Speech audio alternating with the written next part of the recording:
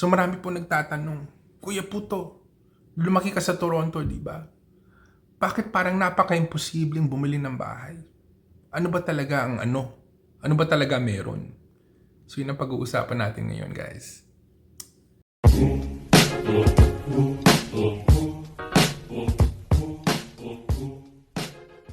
Sa mga atit, mga kuya, bakit nga ba napakamahal ng bahay sa Toronto? Bakit nga ba parang napaka-imposible makabili ng bahay sa Toronto, lalo na kung first-time homebuyers kayo?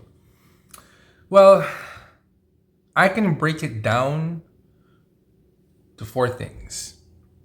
Number 1 would be yung presyo. Unfortunately, especially after the pandemic, ang presyo po ng bahay sumabog.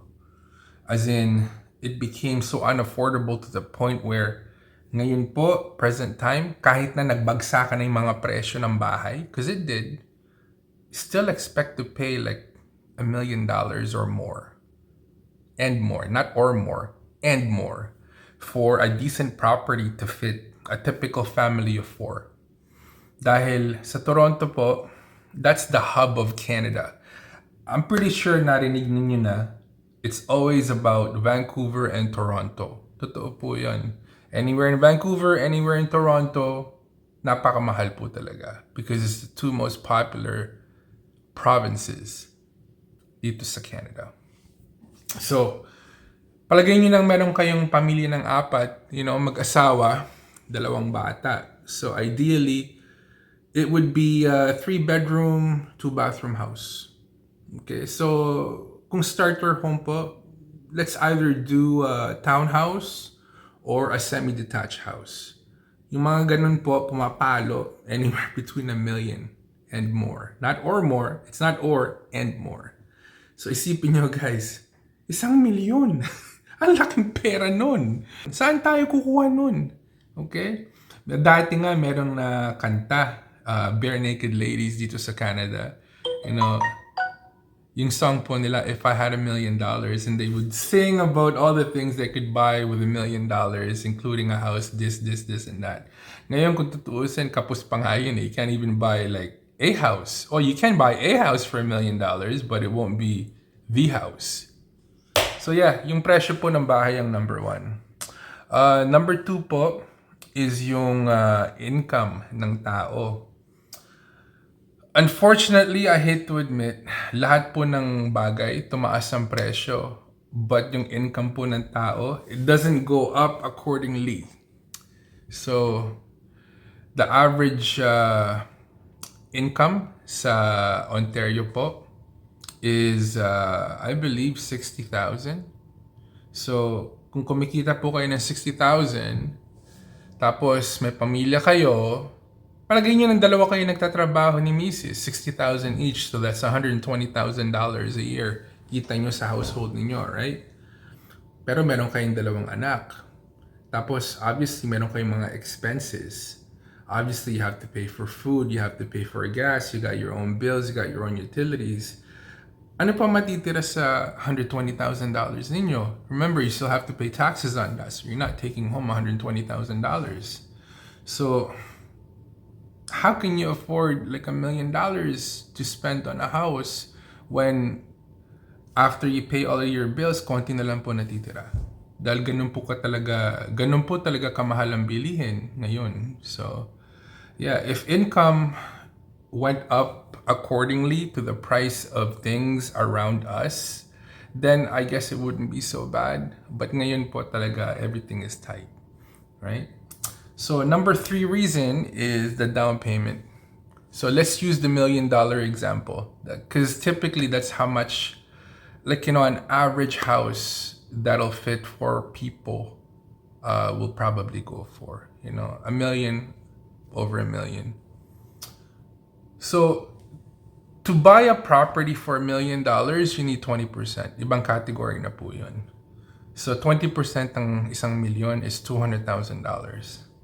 Who has $200,000 just sitting around? Like, I'm pretty sure there are some people, but the majority, and I mean this, guys, the majority of people do not have $200,000 just sitting around underneath their pillow. Napakalaking pera po yun. So, going back to my example, if your family household income is 120, 60 from the wife, 60 from the husband, right?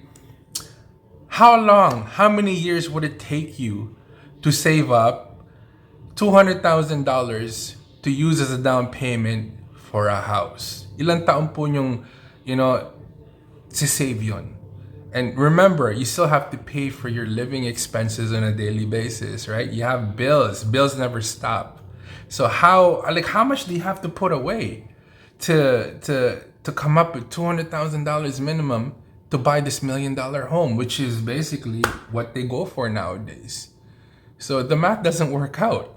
So kung first-time home buyers po kayo, isipin nyo, just to come up with a down payment, it's almost impossible. It's almost as if kailangan manalo kayo ng lottery just to come up with a down payment so you could buy a home. So that's another major factor. Kaya parang napaka-imposible po makabili ng bahay. Yung mga, houses still get sold all the time, every day. But most of the time, it's usually either companies or people who have already been in the market and they have leverage from the proceeds of the sales of real estate that they owned previous, diba?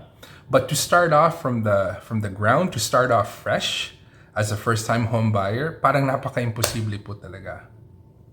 And I guess the number 4 factor is interest rates. Yung interest rates po, talagang napakataas ngayon. It calmed down a little bit. I'll give you an example. This time around last year, interest rate was hovering around 2.5%, 3.25%. Ngayon, the posted rate, I believe, is at 5.45%. So, doble. It becomes very, very unmanageable. Isipin nyo kung uutang kayo.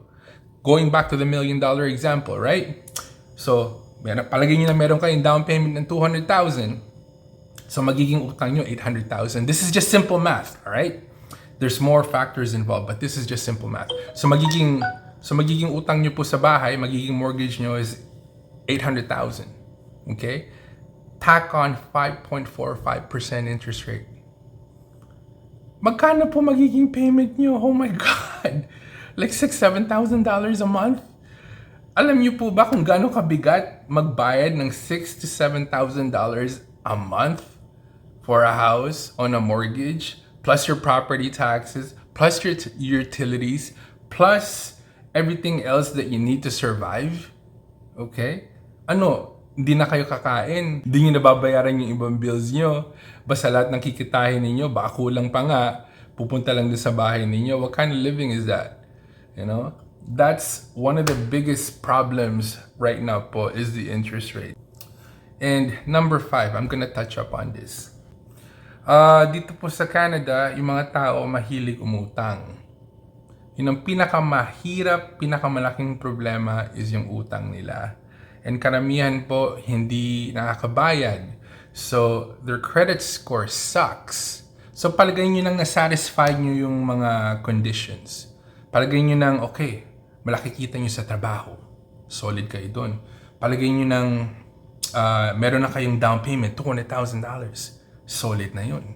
Palagay nyo nang kahit $1,000,000 ng presyo ng bahay, ayos lang dahil qualified kayo, kayang-kaya nyo buhatin yun.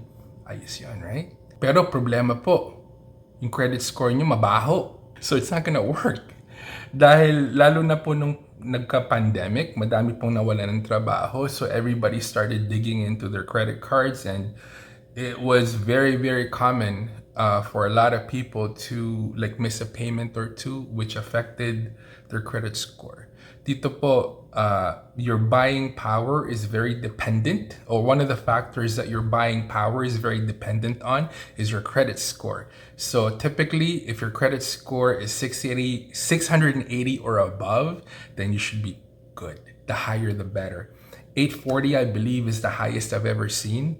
Kung credit score nyo po is bumagsak below 680, kahit po lahat ng categories na satisfy ninyo, parang may sabit din.